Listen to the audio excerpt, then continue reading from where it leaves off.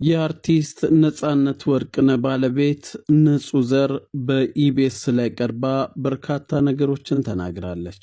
የሚቆጨኝ ነገር እኛ ውጭ ሀገር ነበርን፣ ነፂ መሰናበት አልቻልንም ነበር ብላለች። የሚቆጨኝ ነገር አይኑ ቤተሰቦች ጓደኞቹ ከአርብ ጀምሮ ነበረ አብሯቸው የነበረው። እኛ ያን እድል አላገኘንም። አጠገቡ ደርሰን አልነካነውም፣ አልተሰናበትነውም።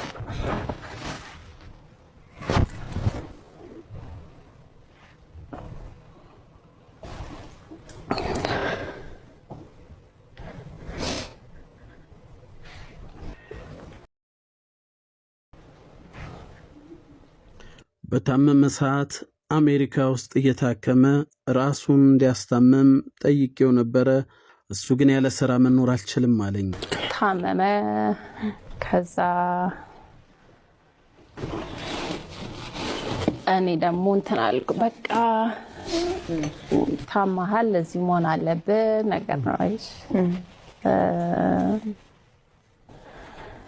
የዓላማ ነበረን አይደል? እንደዚህ ሆና እንደዚህ እናረጋለን። ግን በመሃል ህመም ሲመጣ በቃ ይሄ ነገር ይቅርና እዚህ ሕክምና ተከታተል ቆይ ምናምን ስለ እኔ ታሞ ሞተ መባልን አልፈልግም፣ እየሰራ ሞተ መባልን ነው ፈልገው አለ። እና እዚህ ስመጣ አርብ ቀረጻ ሊሄድ የተዘጋጀ ነበረ ሲል በቃ የፈለገውን ያደረገው ይሆነለት።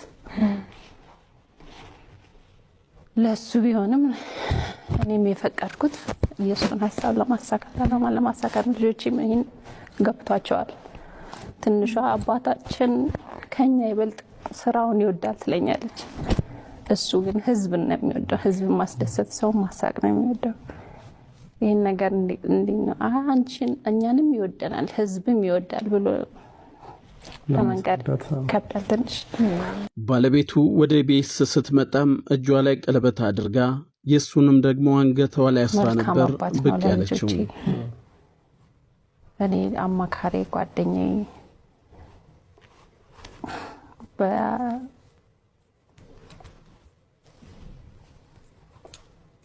ቀለበታችንን ዲዛይኑን ምናምን የመረጠው ነው ደቻሳ ነው። የኔ ላይ ነጻነት ይላል እና ዓመተ ምህረቱ አለው። የሱ ላይ ደግሞ ንጹህ ዘር ይላልና በዓመተ ምህረት ጋር ማለት ነው። እና የቀለብ ጊዜ ማረሳው ቆመን አሁን እሺ አንዴ ምናምን አለ አስኔ ማለት ነው። አስናቀነ ግዜ ነበር። የቀለበጣታችሁን ዳፋችሁን አስለቅቁ አለ። እንዲህ ብለናል ሁላችንም እና ለማስለቀቅ ይሁን ነፂ እንዲህ ያለበት ድፋችሁን አስለቅቁ። ጣቴን ይዤ እንደዚህ ሳስከረክር አስታውሳለሁ። የምር ድፍ ያለበት ነው። አንገትሽ ላይ ያለው ቀለበት ያረኩ ነበር። አዎ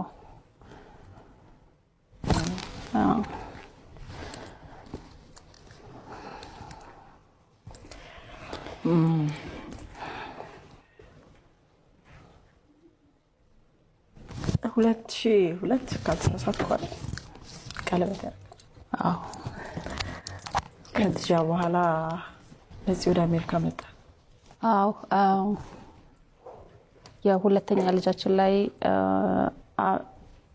6 ወር ያለች መጣን።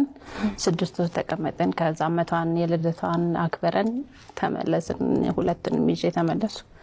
አመት ምናምን አልቆየም ሲመጣ። ከዛ ነው የሶስቱም የ4 አመት ልዩነት ነው ያላቸው በእድሜ ልዩነት። እዚህ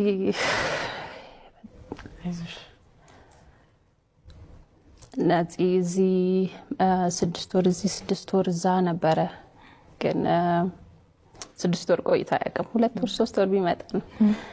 እና እኛ ግን 6 ወር ነበር የምንጠብቀው። በመጣ ጊዜ ልጆቹን ዞር ብለው እንኳን አያዩኝም። ከሱ ጋር ጊዜያቸውን እንትን የሚሉት ማለት የሚያሳልፉት እና ይመስለኛል በቃ ሲያጫወታቸው ምን ሲል ያንን የነሱ 6 ወር ጥበቃ ያንን ያጣጣሙት ያንን ጨዋታ እየደጋገሙ አሁን እሱ ላይ ተደራርበው እንትን ይላሉ፣ ይላፋቸዋል። እሱ ሄደ ጊዜ አባት እንደዚህ አድርጎ ነበር እያሉ ላያቸው ላይ እርስ በርስ እኔንም ላይም ሊመጥ ይችላል። እዛው እኔ ሳራ ከባድ ነው ላንቺ እናቀር። ከባዱ ነገር መንገር ነው ለን አባታችሁ የለም በህይወት ብሎ መናገር።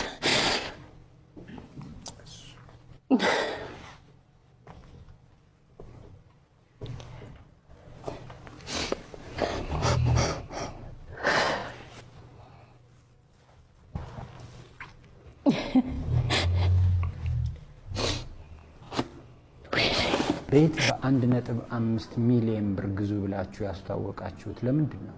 በ1.5 ሚሊዮን ብር ቤት እንሰራለን ብለን ተናግረናል። በ1.5 ሚሊዮን ብር ቤት ይግዙ ብላችሁ ተናግራችኋል። አዎ፣ ግን ያ ማለት በ1.5 ሚሊዮን ብር ቤቱን ሰርተዋል ማለት ነው። በስንትም ስሩት በ1.5 ሚሊዮን ብር ቤት ይግዙ ካላችሁን ግን 1.5 ሚሊዮን ብር ሰጥ ቤት ትሰጡኛላችሁ። እንሰጣለን። ስለዚህ አሁንም ቢሆን ውል ፈርመናል፣ ኮንትራት አስገብተናል። 1.5 ሚሊዮን ብር ኢንቨስት ያደረጉ ሰዎች ነገ ይሄ ታወር ሲጠናቀቅ ተጨማሪ ምንም አይነት ክፍያ ሳይከፍሉ የቤት ባለቤት ይሆናሉ። ባለ 3 መኝታ ቤት 30 ሚሊዮን ብር በሚሸጥበት አገር በ1.5 ሚሊዮን ብር እናንተ የምትሰጡት ምን አግኝታችሁ ነው? እንግዲህ አሁን እዚህ ላይ ነው ጌሙን አመጣው ማለት ነው። ሰዎች አስማት የሚሉት ነገር ነው።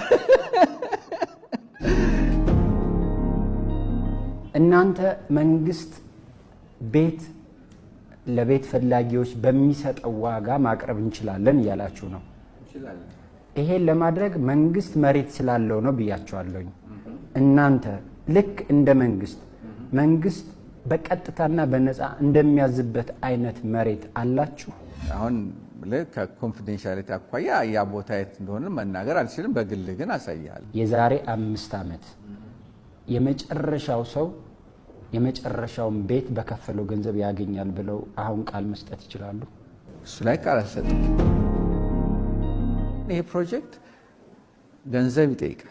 ወደ 350 ቢሊዮን ብር ይጠይቃል። እቅድ ሳይሆን ምኞት ነው የሚል ጥያቄ ለሚያነሳ ባለ አክሲዮን ምንድን ነው ያልሰው ምላሽ? ነገ ስብሰባ ጠርተው እኛም ማባረር ይችላሉ። የራሳቸውን እቅድ አስቀምጠው መቀጠል ይችላል። ፐርፐስ ብላክ መቼ ነው ዲቪደንድ ለባለ አክሲዮኖቹ ማከፋፈል የሚጀምረው? አጭበርብረናቸዋል ኦር ሳምቲንግ ላይክ ዳት ተብሎ